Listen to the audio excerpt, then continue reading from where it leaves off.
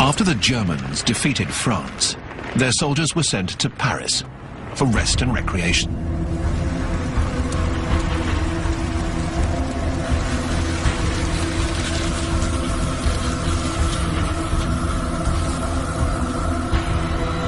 One of the soldiers on leave is 19-year-old Lieutenant Auguste von Kageneck.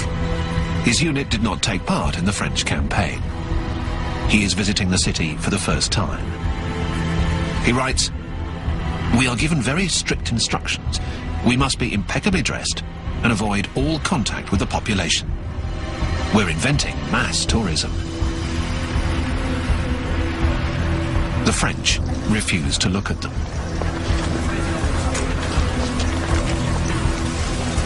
Some have started to fight back.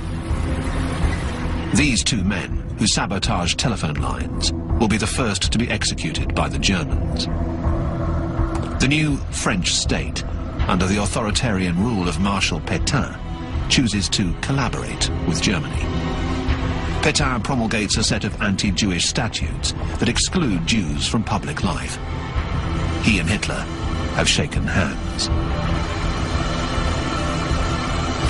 Every day, the Wehrmacht parades.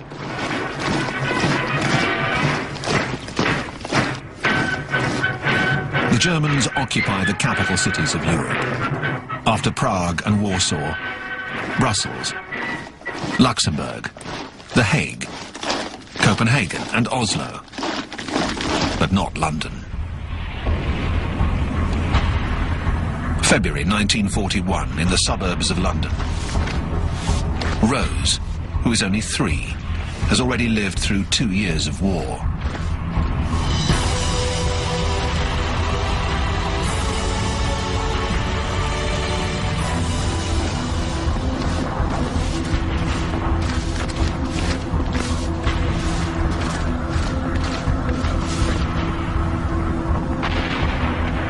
Rose is brave, and bravery is called for in Britain.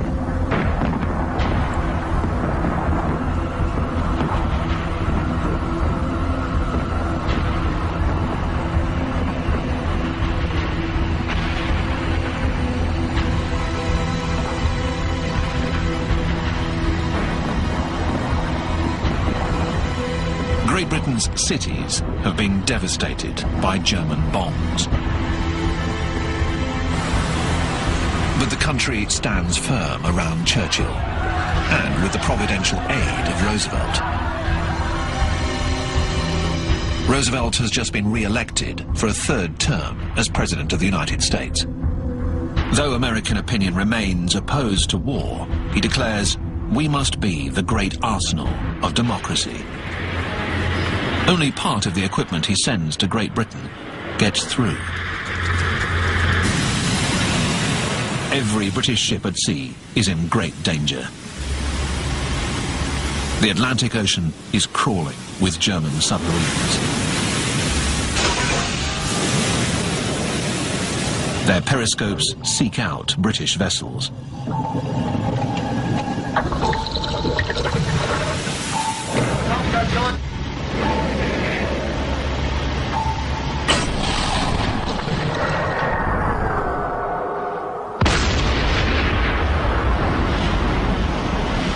Churchill is worried. Soon, nothing will get through, and the outcome of the war seems uncertain. Great Britain is an island. This is an advantage as well as a disadvantage. But it is the best hope for the countries under occupation. The German submarines, or U-boats, now have the French harbours at their disposal. Grouped into packs, using torpedoes and cannons, these wolves of the Atlantic succeed in sinking 4 million tons of British shipping in 1941 alone.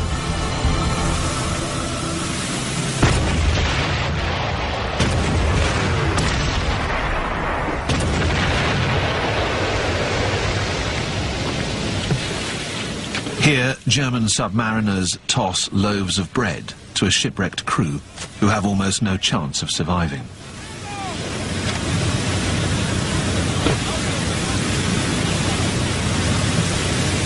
They will die of thirst, of hunger, of cold, or by choking on oil.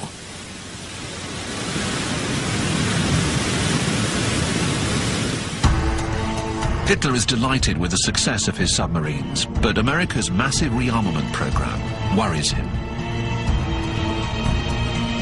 He tells his secretary, Bormann, "In 1 year, the United States will be ready to go to war.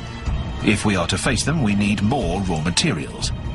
Those materials are in the East. We need to conquer that living space. Then Britain will lose all hope and make peace.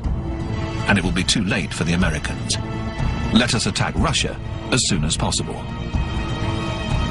Hitler codenames the invasion plan Operation Barbarossa, after the medieval emperor Frederick Barbarossa. The Wehrmacht starts to concentrate its troops in the east. Lieutenant von Kageneck leaves for Poland.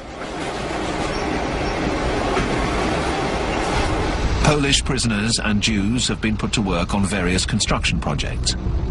Hitler wants to build a motorway across Poland in order to move his army over to the new border with Russia.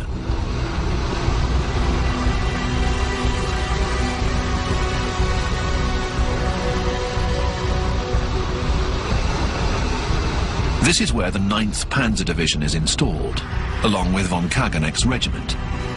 He writes, "Next to us is an SS unit. The commander asks us, 'Do you want to see a Jew?' He makes a sign and a soldier brings over a little man. 'How many people have you stolen from today?' The man doesn't reply. 'Beat him 10 times with a stick.' We were appalled. So this is our occupation of Poland? We had heard vague stories of cruelty, but it was impossible to know what was really going on. This country had become the country of silence. We didn't know that this was the beginning of the genocide to which we would lend our hands and our courage."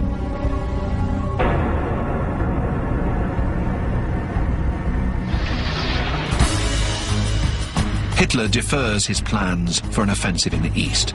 He has to help out his ally Mussolini, who wants to fight his own separate war. Il Duce has just been routed by the British in Africa. The Italian army is in disarray in the desert. To rescue Mussolini from disaster, Hitler dispatches one of his best generals over to Libya, General Rommel, along with his armored division, the Afrika Korps.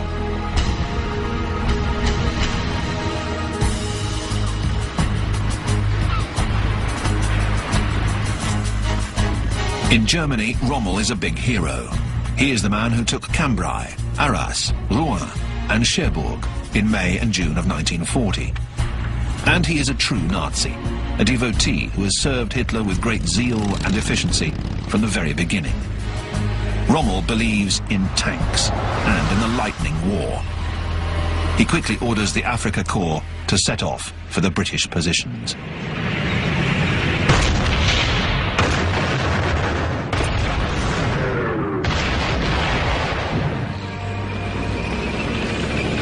Rommel is already making a name for himself. The British circulate his picture with the description, "This man is dangerous." Hitler attacks Greece, a country that Mussolini has already tried to take. After his blitzkrieg in the Balkans and his occupation of Yugoslavia, he drops his paratroopers over Crete. Hitler has secured his southern flank for the invasion of Russia, but he has lost precious time.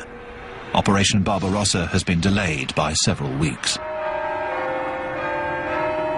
A grand military parade is traditionally held in Moscow's Red Square to celebrate International Workers' Day. Special preparations have gone into this one, however. Stalin wants to make a big impression on the Germans. He's been receiving information from his spies, warning of the imminence of an attack. But he finds it hard to believe that Hitler would dare to break the German-Soviet non-aggression pact so soon. The Germans are attending the parade.